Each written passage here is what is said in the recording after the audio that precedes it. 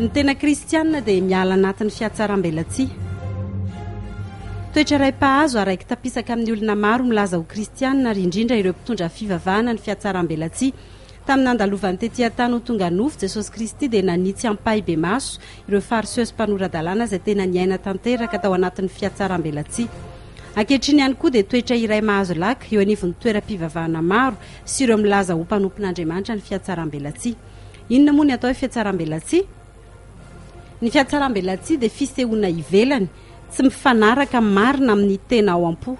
Ny antony mazava dia fitiavana iseho tsara na masina na mpivavaka imason'ny olona ka manao fihetsika samy hafa rehetra kanefa tsy mahitsy am-po ary tsy tena iainana ny zavatra aseho.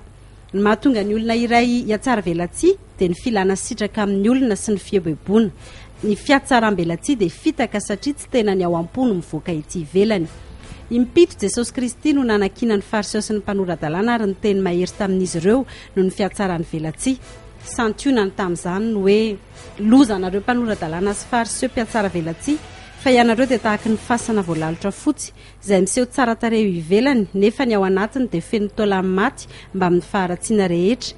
Dia tahaka izany koa ianareo raha eo amin'ny eo ivelany dia miseho amin'ny olona ho marina nefa ny ao anatinareo dia feno fiatsaram-belatsia sy tsy fankantoavan-dalàna.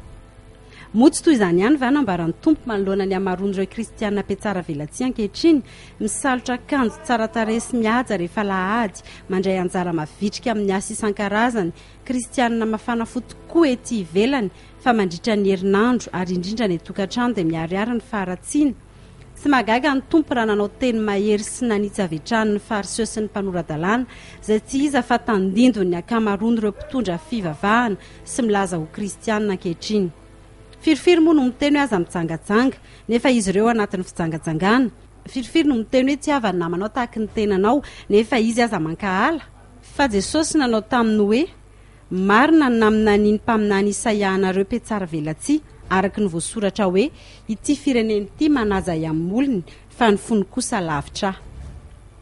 Ry kristianina malala izay tiako no anariko sy faiziko ny tompo meteza hiverina marina amin'Andriamanitra atahotra azy sy ankato azy fa tsy ho lany andro ilasitraka amin'ny mpitondra fivavahana sy ny olona ety ivelany.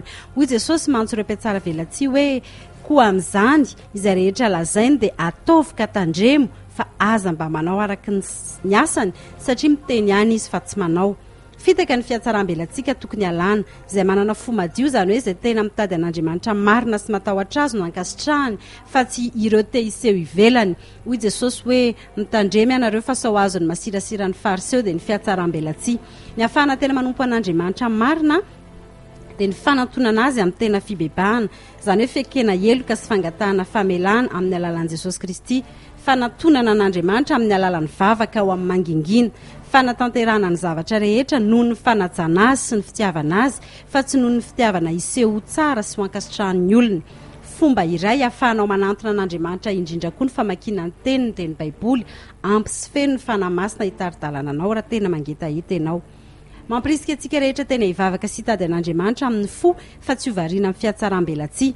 Fa hoy ny tenin'Andriamanitra hoe fa tsy misy na fenina izay tsy aseho na tako na izay tsy ho fantatra koa na inona teneninareo amin'ny maizina dia ho re ao amin'ny mazava ary izay bitsianareo mangingina amin'ny efitrano dia ho toriana ao an-tampitrano.